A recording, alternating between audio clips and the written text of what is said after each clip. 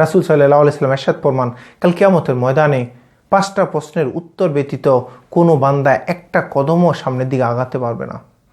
সর্বপ্রথম প্রশ্নটা হচ্ছে, বান্দা তোমাকে আমি যে 60, 70, 100টা বছর সময় দিলাম, জীবনকাল দিলাম, এই জীবনের মধ্যে তুমি কি কাজে লাগাইছো?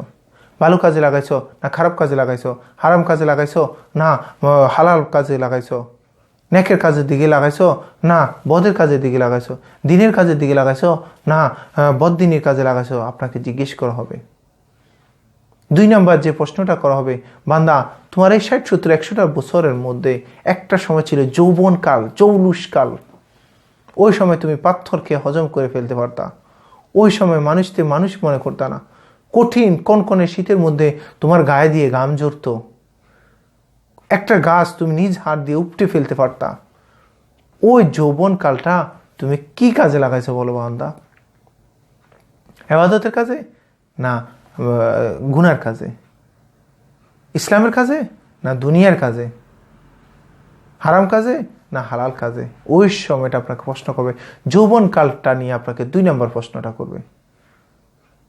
এই জন্য আমরা যৌবনকালটা কাজে লাগাবো। 3 নম্বর যে প্রশ্নটা করবে যে, বান্দা তুমি এই সময়টার মধ্যে, তোমার জীবনকালের মধ্যে কিভাবে তুমি আয় করছো? সুদ, ঘুষ, হারাম, হালাল এই সমস্ত কিছু তুমি কি আলাদা করতে পারতেছো না সব একসাথে করে তুমি উপার্জন করছো? টেবিলের উপরে, টেবিলের নিচে, টেবিলে ডান দিয়ে, টেবিলে বাম দিয়ে, ডান হাতে রুজি, বাম হাতে রুজি, পিছনের হাতে রুজি, এভাবে করছো না শুধু ভালো রুজি করছো? একটু 5,000, 10,000, 1 লক্ষ, 2 লক্ষ টাকার জন্য একটা সাইন করে দিচ্ছ, যার জন্য অনেক মানুষ ক্ষতিগ্রস্ত হয়েছে, এভাবে করছো? নাকি ইসলামে যতটুকু তোমাকে ক্ষমতা দিয়েছে ততটুকুর মধ্যে তুমি কি কাজ করছো? ওইভাবে তুমি উপার্জন করছো? ওই উপার্জন সম্পর্কে আপনাকে অবশ্যই প্রশ্ন করা হবে। সন্তান সন্ততি বউ বাচ্চা যাদেরকে উপার্জন করে খাওয়াচ্ছেন, এটা কিন্তু কাল কিয়ামতের ময়দানে আপনার ওই প্রশ্নের উত্তর দিবেন। আপনাকেই আপনার প্রশ্নের উত্তর দিতে হবে, বান্দা তুমি কিভাবে উপার্জন করছো? একটু চিন্তা করবেন, একটু ভাববেন। এরপর হতে 4 নম্বর যে প্রশ্ন, তুমি উপার্জন করলে আচ্ছা কথার কথা ভালো, কিন্তু তুমি কি কাজে লাগাইছো? মসজিদের কাজে, মাদ্রাসার কাজে, গরিব দুস্থদের কাজে, পথঘাট, ফুল কালভার ব্রিজের কাজে, টিউবওয়েল বসানোর কাজে, দান সদগার কাজে, গরিবদেরকে সহযোগিতার কাজে, এতিম মিসকিনদের সহযোগিতার কাজে, নাকি সিনেমা হলের কাজে, নাকি ফুটবল খেলার কাজে, নাকি হারাম পদ্ধতির খেলার কাজে, নাকি তুমি গান কনসার্টের কাজে, নাকি অশ্লীল বেহাপনার কাজে, নাকি যত প্রকার হারামিয়ত আছে ওই কাজে তুমি লাগাইছো? ব্যয়টা আপনাকে, খাতটা আপনাকে জিজ্ঞেস করা হবে। কি কাজে লাগাইছেন? কি ক্ষতি আপনি করছেন?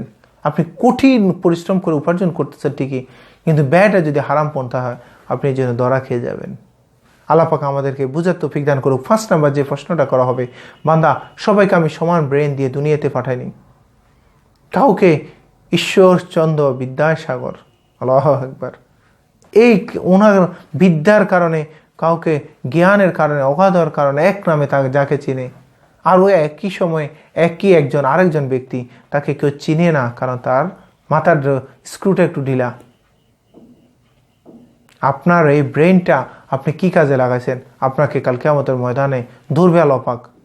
যে ব্রেনটা যদি হালাল পন্থা হয় আপনি কামিয়াব হয়ে যাবেন, যদি হারাম পন্থা হয় ওটার জন্য কামিয়াব না হয়ে আপনাকে ক্ষতিগ্রস্তের মধ্যে অন্তর্ভুক্ত হতে হবে।